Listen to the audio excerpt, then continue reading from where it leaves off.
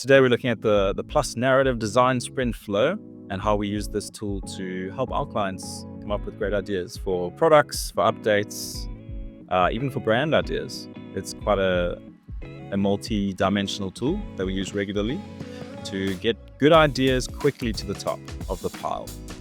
So Design Sprint is a series of exercises that we run entirely online on a whiteboard, as we're seeing on the screen. And with these exercises, we get different, we call them experts, from our client team to present things like their problems, their dreams for the future with this product or idea, and essentially to make it tangible. So in this case, even though it is all virtual, this whiteboard collects all that information, all those ideas, all those solutions, and it allows for, as we see here, sections where you can actually narrow it down to the best ones. So you'll get voting challenges. Now that everyone has contributed ideas and we've categorized them nicely, we can now have the same team start to pick their favorite ideas so that we know what to focus on going forward. I'm going to jump right into the process as if we wouldn't do our usual warming up system. We always want to make sure everyone's comfortable with the whiteboard tool that we're using. But I'm going to skip that part. There's like an icebreaker. It's quite fun. And then we jump into immediately trying to map out things that the client team is thinking about and that they're aware of so far in their process. So who's involved? That would be the actors here, what they want to discover, what they've learned, how they want to be, how they want their product to be used or how it should function, and what the eventual goal is. So we start by setting intentions and then digging in deeper. Another thing we like to do is before we even start a design sprint, we'll actually have one-on-one meetings with the client team's experts.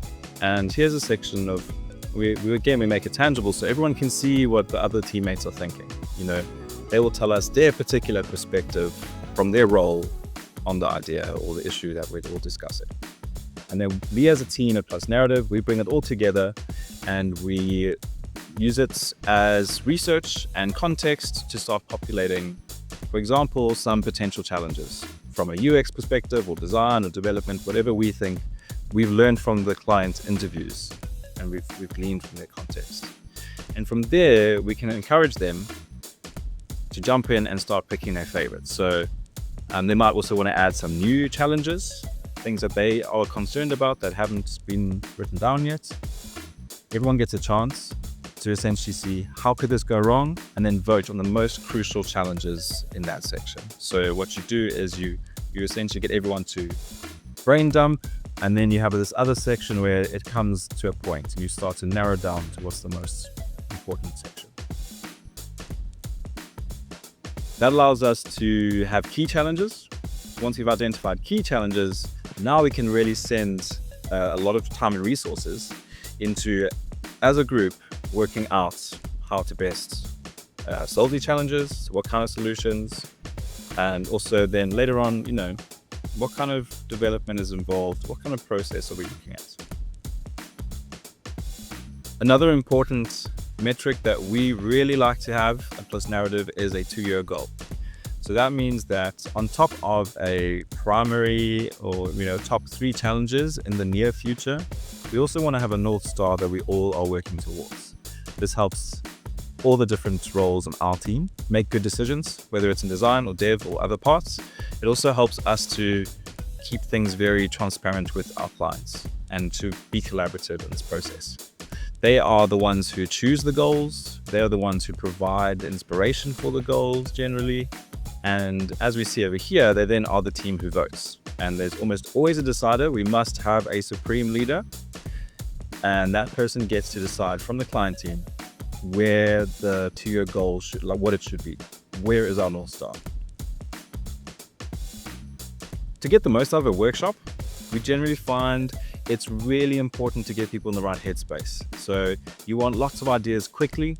You don't want people being too worried about details or typing out essays.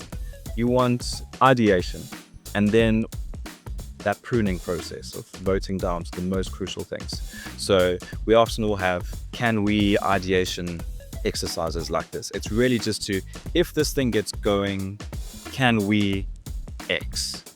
Where are the thoughts going? What is realistic? What would be valuable? And that's how we often use little exercises like this and wording to help people dive in and not get in the way of their own thoughts and their own, let's say, intuition on the product.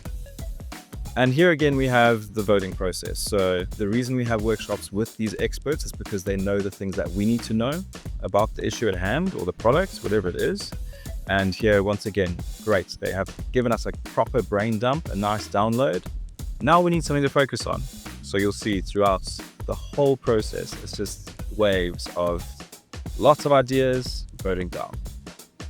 And here our team, our participants get to choose what they reckon is the most important to your goals, but also our deciders really matter for certain key parts in the process, particularly early on, to make sure that we're all aligned on the right goals in the long run. And then finally, we end on just a checkpoint where we summarize. What is our 2-year goal? Let's be very clear about it. We've all spoken about it. We've all voted on it, along with the questions that we want to answer. Can we do this? Can we, for example, get through to these users? Can we provide value in this industry here? Can we get this app to where we want it in a year or two? These set our questions that we then want to go on to answer, either by quickly prototyping a design to see if it's a realistic set of ideas, or it can also be a guiding force for when I step in and do testing with real users, which is a part of a design sprint.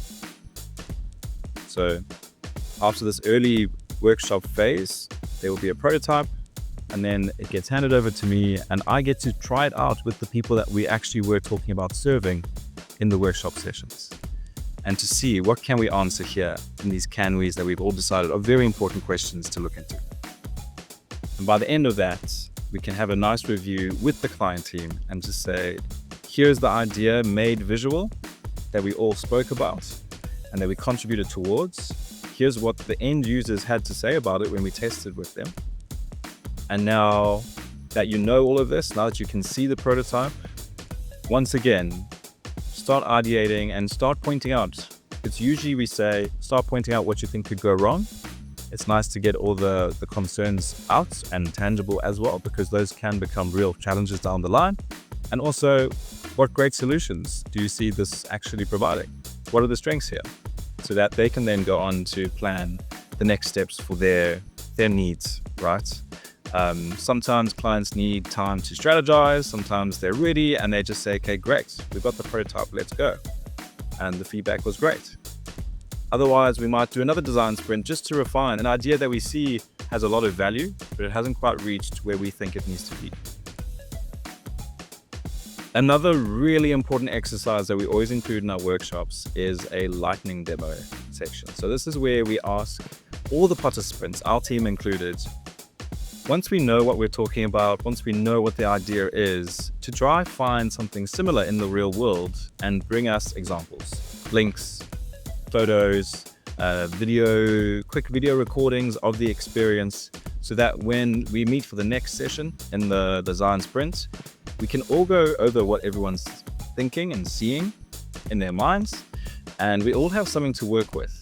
So often, just having an example, a tangible thing to look at, gets your mind thinking creatively and really helps with the problem-solving part of the workshops. After we've had a nice look at all these examples and thought-provoking real-life products that exist, we also then want to get everyone in the workshops to start thinking in a creative, open-minded, free-thinking way as much as possible. And we have 3 particular exercises that are just proven time and time again that they're fantastic. So the first is really just going over notes, and especially we really push here pen and paper, like get physical, move your hands, start thinking with your body, all of that, because it does help. Once you've gotten all your ideas down and you're starting to think, oh, we could stick this element over here and we can have a special clock that shows different times around the world, we actually want to then say, okay, cool. Now, all those ideas, pick a few and start doodling them. It helps you to digest the thoughts that you're having and ideas that you're having in a deeper way, but in a very short amount of time. So that's why we value it so much. And finally, it ends on one of the most exhilarating things that I get to do at work, which is called Crazy Eights. You take one page, you fold it 4 times, you got 8 little panels, and you have 1 minute per panel to write out and to sketch a screen that you're envisioning, usually for a journey or a task, whatever problem that you're trying to solve. And 1 minute is a very short time, and what it does is it helps to get the most important, most creative, most striking ideas out on paper and tangible in just 8 minutes from every single participant. So by the end of that, you've hopefully got 8 people, all with 8 slides or 64 screens. And from there, we can start sharing those and making notes on each other's sketches. And then the designers get to take that as inspiration when they prototype. So by the time that the designer is actually getting ready to do their job, they've gotten so much homework and they've got so much context and so many great ideas just after one session that they're ready to go. And they can sit down and make a cracking prototype that really shows us how valuable is this idea. We have found it's quite hard to get people to obviously workshop the whole day, as valuable as that would be. So we've actually reduced our workshops. First of all, they're online, so it's a lot more convenient to be a part of them. Secondly, they can be 3-hour stints. So we'll often have 2 or 3 sessions before a prototype is made, these 3-hour workshops. And from there, we have another 1 or 2 to essentially refine and to take feedback and to really process what we've learned about the idea through the feedback on the prototype itself from the users.